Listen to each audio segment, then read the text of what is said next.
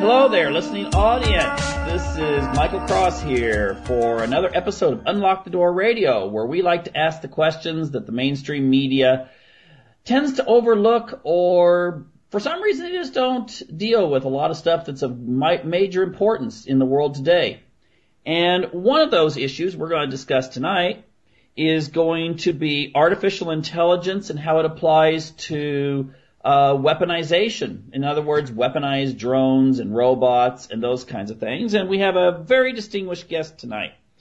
He's on the NGO titled the International Committee for Robot Arms Control. He is a noted science writer. He's editor for Artificial Intelligence Review and also editor-in-chief of Connection Science. And that's Noel Sharkey from Ireland. Hello, Noel. Hello, Mike. How are you today? Pretty good. Hopefully everything's going well for you, too. Yep, it's a lovely day here for once. Okay. Well, then, let's just kind of jump in here. Now, the issue... Well, let me just back up a little bit. My daughter and I were watching the original Terminator series the other day, and like it was 1985. They had all of these flying drones and that sort of thing. And you know, back in 1985, you never even would imagine that there would be autonomous drones and so forth. It seems science fiction-y, but it's not really science fiction anymore, is it? Not really. I mean, we're not quite at the Terminator stage, though, because there was a time machine involved and that sort of stuff. But I saw that movie in 1985 as well, and I loved it. It was one of my favorite movies of all time, really. It was so good. And little did I know that, 10 or 15 years later, I was going to actually be working on the issue for Sirius. I saw it very clearly as fiction in those days. Robotics really wasn't up to that kind of level of working, and it still isn't, in fact. Okay, so it seems though that we're on the trail to getting there, though, aren't we? I mean, is this one of the reasons why you've become so active in, basically robot arms control? Well, I actually became active for a slightly different reason. I was at an interview in 2006. I was running a press conference on our government's take on robot ethics, which was to give robots housing benefits in 50 years' time, and it seemed ludicrous to me. So I was at this press conference, and one of the press asked me about military robots, and of course I knew nothing about them or military. And so that evening I went off to the internet to have a quick read, find out, what it was about, so that I could answer questions. That read took about 6 to 9 months.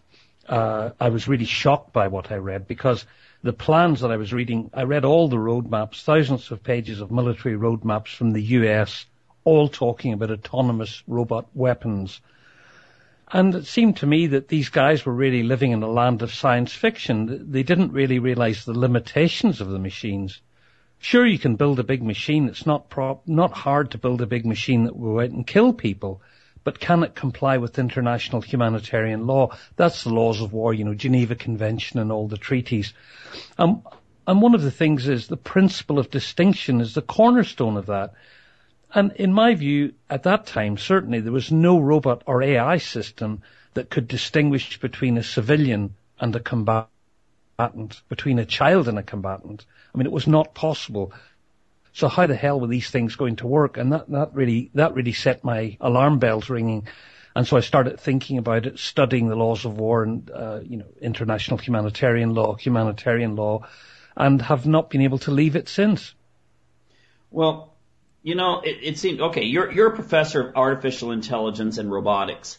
And, I mean, you know probably the course we're on. I mean, you can make a distinction between what, the science fiction fantasy and the cold hard facts, where we're at now and where we're going to be in a few years.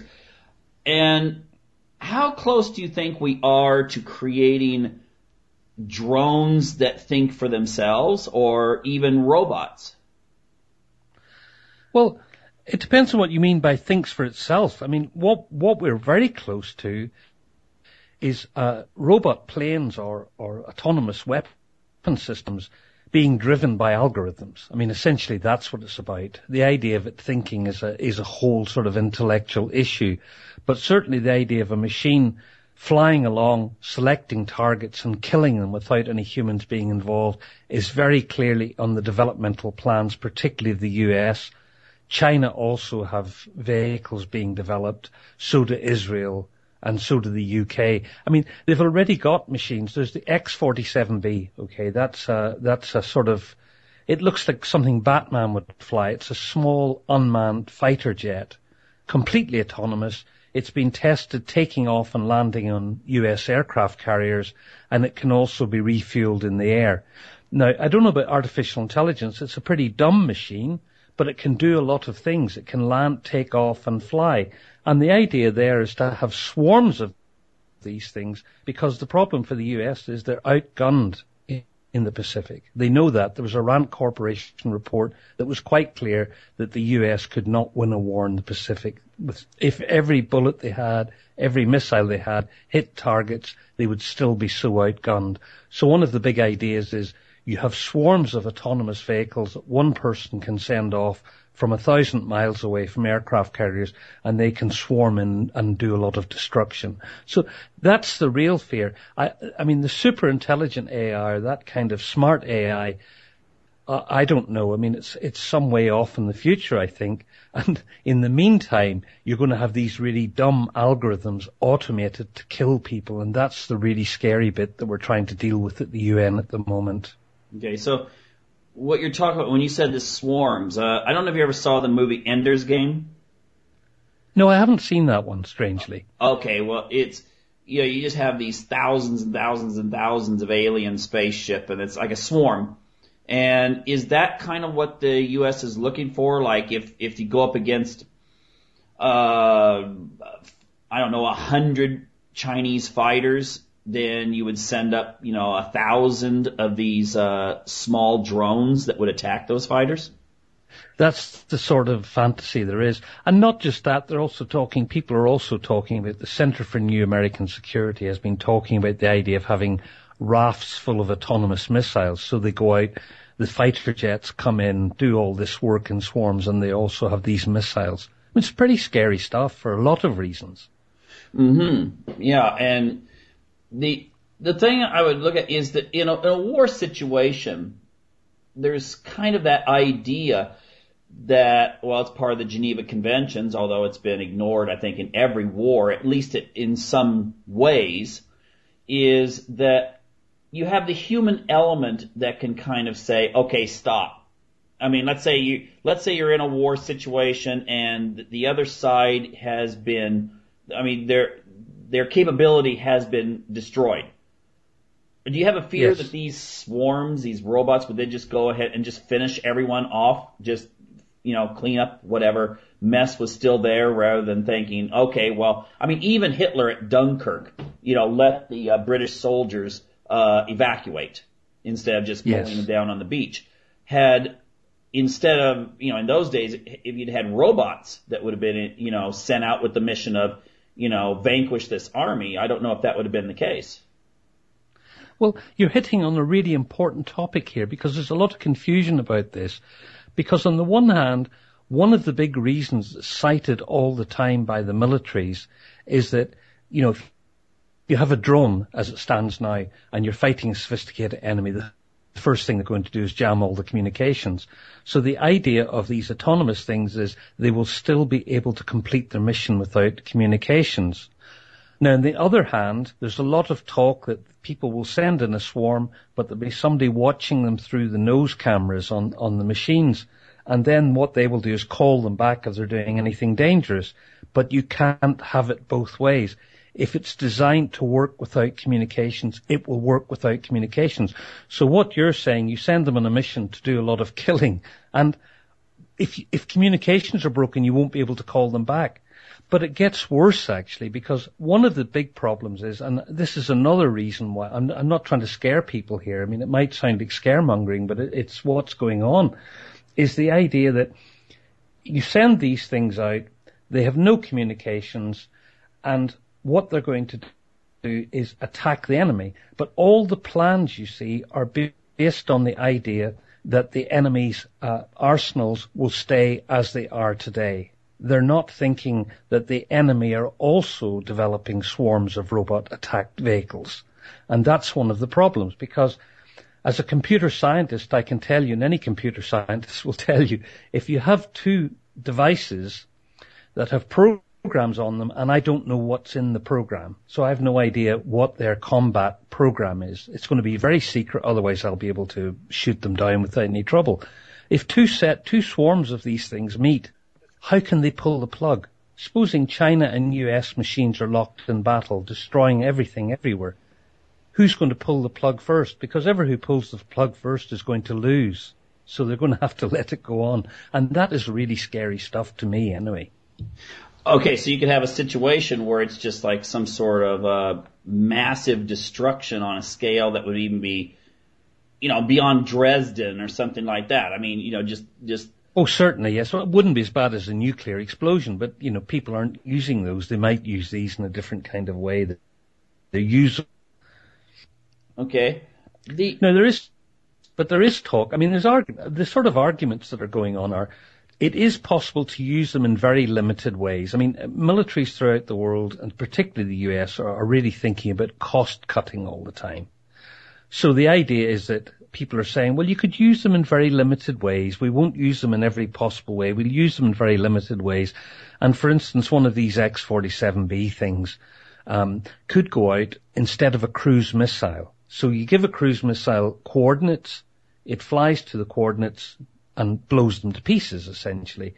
But what you could do with these autonomous drones, give them the coordinates, send them off. They fire two Hellfire missiles at a bridge, which costs $38,000 each, instead of a $2 million cruise missile. So that would be the kind of way of thinking. And people say, well, that's as far as it will go. But of course, we all know that once you've fielded weapons like this, as soon as anything really serious happens, if many nations have them, we'll start using them in all kinds of ways. And that's the sort of fear, really. Okay, yeah. So, once you get it applied to one field in the military, you're going to use it in all the others because you're going to try to find innovations. Yes, that's what happened with. You can look at what happened with aircraft, aerial bombardment. I mean, back in 1938, Roosevelt, the American president, wrote to all the major European nations in 1938 saying, please don't use aerial bombardment. Don't bomb people from the air because it's the most indiscriminate form of warfare you can have. So don't do it. We have no treaties against it, but it would not be in anybody's interest to do it. 6 years later, the United States, or 7 years later, the United States was dropping nuclear bombs on Japan. So that's how quickly these things develop when there's a major conflict. Mm-hmm. Yeah, 6 years is a very short time when you're talking historically. I heard one of your other interviews where you were saying that you were at some sort of, a military arms convention or something like that. And the idea was brought up, well, what happens when there's no more war? And people were joking about the idea that, well, you would just have to form another war. Oh, I know what you're saying. Yes, it was an AUVSI, which is Autonomous Vehicles conference, but it's a massive fair, and there were about 2,000 manufacturers there. And so I said to people in a semi-joking way, because these people were making all kinds of weapons, and it's not people making weapons. There's thousands of little companies who make sensors, who make tiny components for all of these weapons. So they're all really relying on a war economy. So Iraq, Afghanistan, etc. They really help the US economy greatly. And so I went around and said to people, well, what are you going to do? What's your company going to do when these wars end? And one of them jokingly said, oh, we'll just start another war. Ha ha ha. Big joke. And so I thought, I'm going to ask more people. And I went round and asked everybody I could find. I didn't ask 2,000 people, probably about 15 or 20. But everybody I asked made exactly the same joke. And I thought, well, that's really worrying. Is this what it's really about? Is it about big money? Is it about companies making fortunes out of warfare? Are we going to have to keep having wars so that people can make money? And autonomous weapons, the competition for making them from the manufacturers is going to be so vast. I mean, the competition for making drones, the Israel AI, which is the Israeli aeronautical industries, have opened offices all over South America now to sell drones. China's pushing very hard to sell them. The US is in there. Europe's in there. And what happens when everybody's trying to sell is they have to keep putting bells and whistles on to get ahead of the competition. And one of the great ways to get ahead of the competition is to offer more and more autonomy. At the moment, and people don't realize this, when someone's flying a drone, they're not flying it all the time. What they do is they set waypoints. So I will give it GPS coordinates. It will fly there. When it gets there, then I can start manipulating it and bringing it down and looking for targets. So there is a lot of autonomy in there already, and that's the direction that's being pushed. Mm-hmm. And also, let me just say, which we haven't said, is we've been talking about these flying machines, but it's not just flying machines.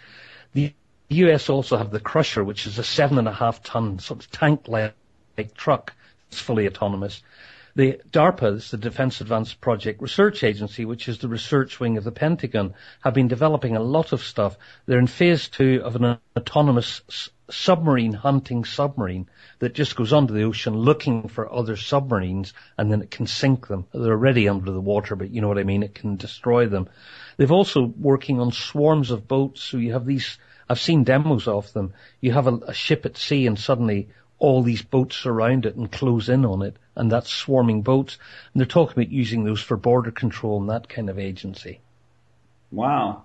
So it's happening in all land, air, sea, and under the water, everywhere. Yeah, because that could change everything. I mean, the age of aircraft carriers would be pretty much gone, because then you'd be able just to, again, like a science fiction movie, just send in all these little ships that would pick at it until it's actually sunk.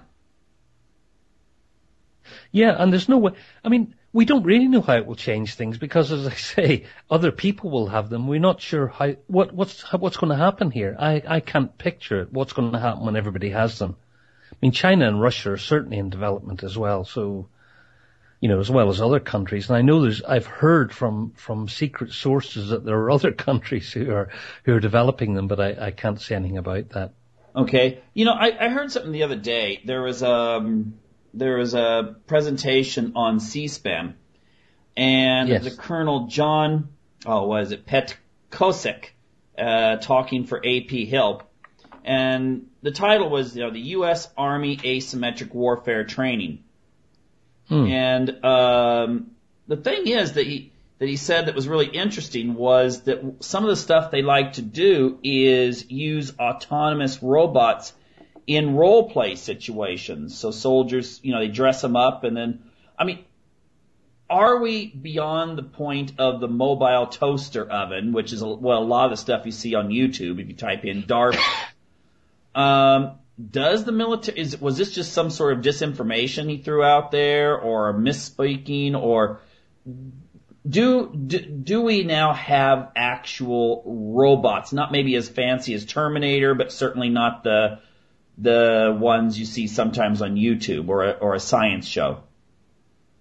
I'm not really sure what he meant. I mean, what you've got robots for testing kit that you put on a treadmill and will run so it can test if it makes sweat or, how it operates. So there's a lot of that going on.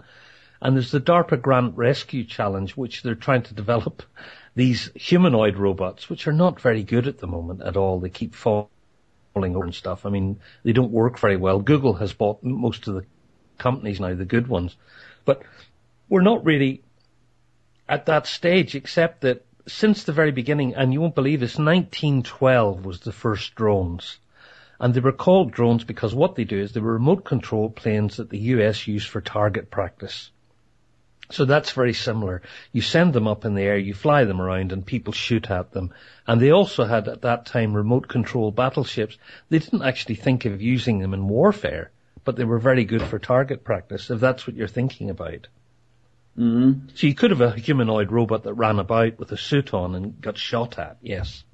Okay. Still a little bit more advanced than most people would realize, though. I mean, not Terminator, but something a little bit more advanced. Speaking of soldiers, though, Yes. I think you've commented on the idea that if you had an uprising in a country, that if you develop robots that will take on police military functions, that, well, for instance, we all remember the pictures from Tiananmen Square when the guy goes out in front of the tank.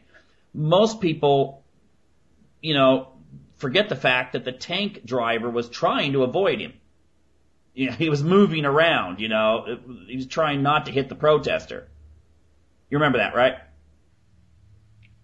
Hello? Oh yeah, I think I lost you there for a second.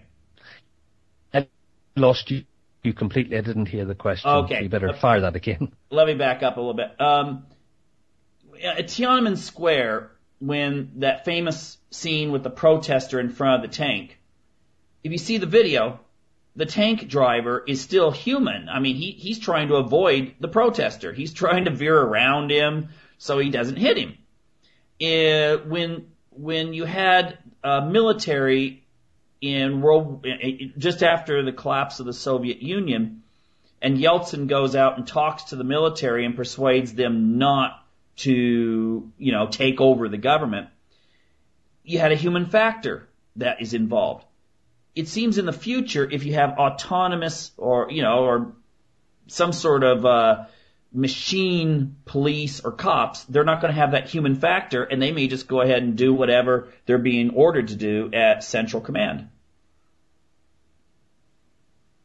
Yes, exactly. I mean, you saw the same in Egypt when the Egyptian Rising, the Egyptian forces refused to fire on civilian protesters because people identify with their own nation. They don't want to kill people. But you program a bunch of robots. I mean, they're being programmed in a bunker, so the people who are programming them aren't looking at faces and thinking, I'm going to kill my own people. And then you let them go. And, an authoritarian dictator can use them very easily. But it can be more sinister than that. I mean, not more sinister, but it's already starting to happen. It's not just authoritarian dictators. I'm quite concerned about creeping authoritarianism within our own great democracies, because these devices, we're already seeing police using drones everywhere. In South Africa, a company called Desert Storm has just sold these quadcopters to 25 mining companies so they can control protesting miners. They're equipped with pepper spray and they fire plastic balls. So that's to stop protest. And they say they've sold them to 25 companies throughout the world. Not 25 companies, 25 police forces. So these could be used for border control, all sorts of things. They call these less than lethal weapons, but they can kill people and maim them.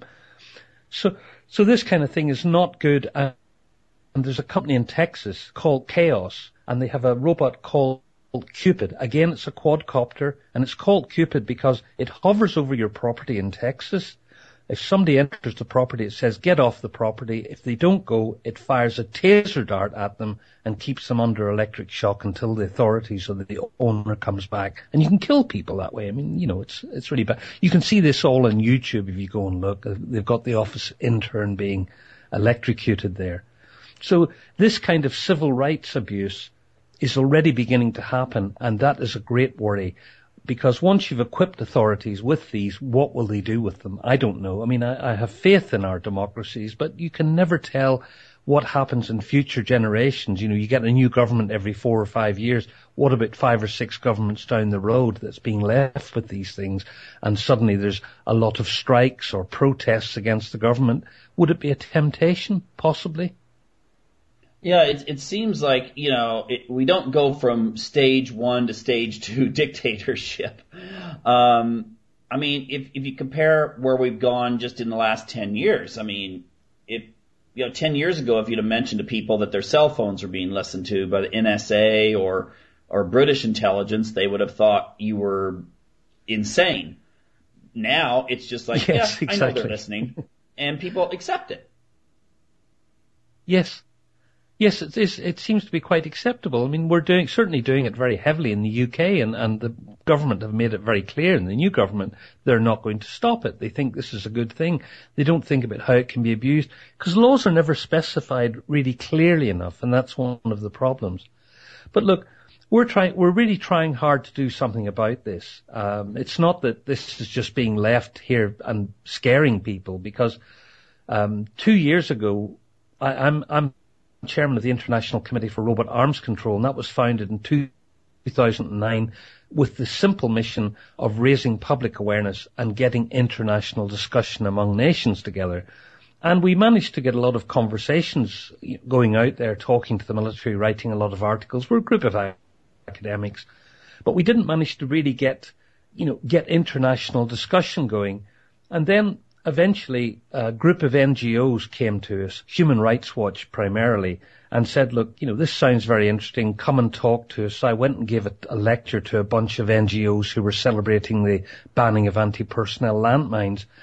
And so a group of 9 of us at that point, and a bunch of Nobel laureates, Nobel Laureates Initiative, Human Rights Watch, Article 36, Landmine Action Canada, International Committee for Robot Arms Control, Pugwash, another Nobel laureate-winning NGO, got together and started the campaign to stop killer robots that was launched from the UK Parliament in April 2013.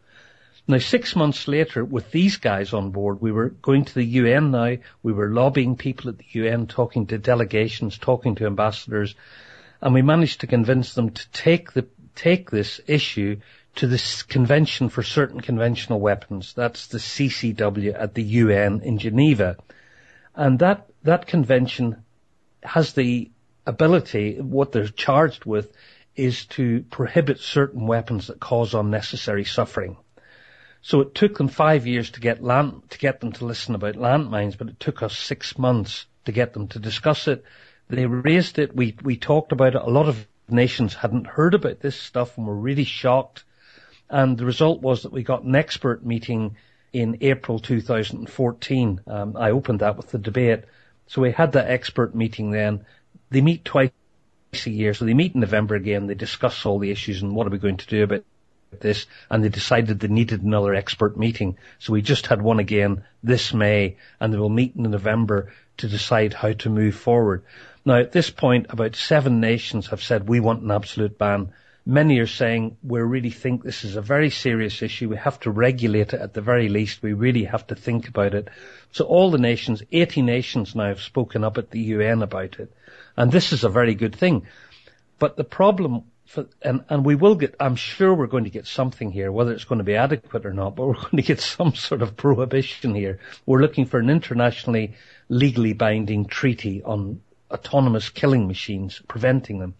But the problem here is that the CCW only deals with warfare and conflict. So even if we made it completely illegal to use in warfare, we wouldn't have stopped it being illegal for police to use. And tear gas is a good example of that. Tear gas is completely prohibited in warfare, but yet the police can use it. So what we would need to take this to the Human Rights Council at the UN. But a lot of nations, for some reason that we can't quite figure out, are blocking this. We can't get it through to the Human Rights Council. And we even have the UN Special Rapporteur on Extrajudicial Killings, Professor Christoph Haynes, who's delivered reports to the Human Rights Council and tried to get it through, but we're not.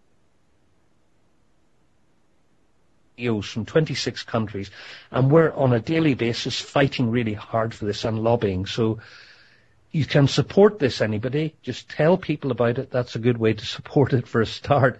Go onto our website at icrack.net and look around there and educate yourself. But there are a group of people fighting to get this banned. That's the main thing. Well, that's fantastic. I mean, I don't think any of us want to see a future of Skynet and Terminator and those kinds of things. We want a future for our kids and grandkids technology will be used for the betterment, not the destruction of human beings. Exactly, yes. Okay. I should finish on that note. Can we finish on that note? I mean, this won't be, you'll edit this bit out, won't you? I sure did. Hey, thanks a lot, Professor Sharkey, for giving us your insights into this very critical issue. Thank you very much, and it's been a real pleasure, and it's great questions, and it's good to be given the opportunity to get this out to a wider audience. Thank you. All right. Well, you take care now. Okay, thank you very much. Okay.